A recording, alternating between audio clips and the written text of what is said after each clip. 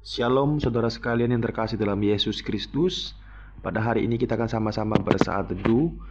Saat teduh kita terambil dari 1 Raja-Raja pasal 9 ayat yang pertama hingga yang ke-9. Saya akan bacakan bagi setiap kita.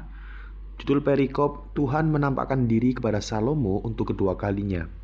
Ayat pertama, ketika Salomo selesai mendirikan rumah Tuhan dan istana raja dan membuat segala yang diinginkannya, maka Tuhan menampakkan diri kepada Salomo untuk kedua kalinya seperti ia sudah menampakkan diri kepadanya di Gibeon. Firman Tuhan kepadanya, "Telah kudengar doa dan permohonanmu yang kau sampaikan ke hadapanku. Aku telah menguduskan rumah yang kau dirikan ini untuk membuat namaku tinggal di situ sampai selama-lamanya. Maka mataku dan hatiku akan ada di situ sepanjang masa. Mengenai engkau, jika engkau hidup di hadapanku sama seperti Daud ayahmu, dengan tulus hati dan dengan benar, dan berbuat sesuai dengan segala yang kuperintahkan kepadamu, dan jika engkau tetap mengikuti segala ketetapan dan peraturanku, maka aku akan meneguhkan tata kerajaanmu atas Israel untuk selama-lamanya, seperti yang telah kujanjikan kepada Daud ayahmu, dengan berkata, keturunanmu tak akan terputus dari tata kerajaan Israel. Tetapi jika kamu ini dan anak-anakmu berbalik daripadaku dan tidak berpegang pada segala perintah dan ketetapanku yang telah kuberikan kepadamu, dan pergi beribadah kepada Allah lain dan sujud menyembah kepadanya, maka aku akan melenyapkan orang Israel dari atas tanah yang telah kuberikan kepada mereka, dan rumah yang telah kukuduskan bagi namaku itu akan kubuang dari hadapanku. Maka Israel akan menjadi kiasan dan sindiran di antara segala bangsa. Dan rumah ini akan menjadi reruntuhan, sehingga setiap orang yang lewat akan tertegun, bersuit dan berkata, apakah sebabnya Tuhan berbuat yang demikian kepada negeri ini dan kepada rumah ini? Maka orang akan berkata, sebab mereka meninggalkan Tuhan, Allah mereka yang membawa nenek moyang mereka keluar dari tanah Mesir, dan sebab mereka berpegang pada Allah lain, dan sujud menyembah kepadanya, dan beribadah kepadanya. Itulah sebabnya Tuhan mendatangkan segala malapetaka ke atas mereka.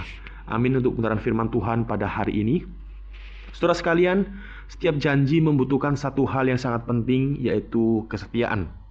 Setiap janji membutuhkan yang namanya kesetiaan. Begitu juga dengan janji Tuhan kepada manusia. Tuhan tidak pernah gagal dalam menepati janji-janjinya.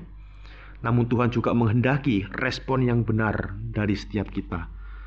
Saudara sekalian, demikian juga dengan nats yang sudah sama-sama kita baca. Setelah Salomo menyelesaikan pembangunan bait suci dan istananya, Tuhan menampakkan diri kepadanya untuk kedua kalinya. Dalam perjumpaan ini Tuhan menegaskan kembali mengenai janjinya yang telah disampaikan kepada Daud ayahnya, yaitu bahwa tata Israel akan tetap berada pada keturunan Daud jika mereka hidup setia dan taat kepada Tuhan. Ini bukanlah janji kosong, saudara, tapi perjanjian yang mengandung tanggung jawab yang sangat besar.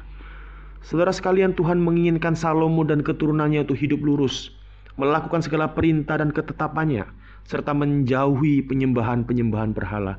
Ini yang Tuhan mau dari seorang bernama Salomo. Selama syarat ini dijalankan, Tuhan berjanji akan menjaga keutuhan tata Salomo. Namun bila mereka menyimpang, menyembah Allah lain dan tidak setia, maka Tuhan pun akan menarik perlindungan daripadanya.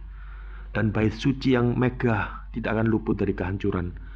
Dan bangsa Israel akan menjadi bahan ejekan di antara bangsa-bangsa lain. Saudara sekalian, kalau kita melihat, sungguh sangat tragis. Justru yang terjadi adalah di kemudian hari. Salomo yang mulanya mengasihi Tuhan, akhirnya jatuh dalam dosa karena hatinya berpaling akibat pengaruh istri-istrinya. Ia tidak lagi hidup sesuai dengan kehendak Tuhan. Dan bangsa Israel pun akhirnya mengalami kehancuran, seperti yang Tuhan peringatkan kepada Salomo. Saudara sekalian, dari kisah ini kita bisa belajar bahwa kesetiaan pada Tuhan bukan hanya soal mengawali semuanya dengan baik, tetapi juga menyelesaikan hidup dengan tetap taat sampai akhir. Tuhan selalu setia dengan janji-janjinya dalam kehidupan setiap kita, saudara. Tetapi ia juga mau menghendaki ketaatan penuh dari umatnya. Janjinya bukan untuk disalahgunakan, melainkan untuk menjadi pendorong agar kita, anak-anaknya, tetap hidup benar di hadapannya. Dalam kehidupan kita sekarang ini, saudara, Tuhan pun telah memberikan begitu banyak hal, dan hal yang paling besar yaitu pengorbanan Kristus di atas kayu salib bagi setiap kita orang percaya.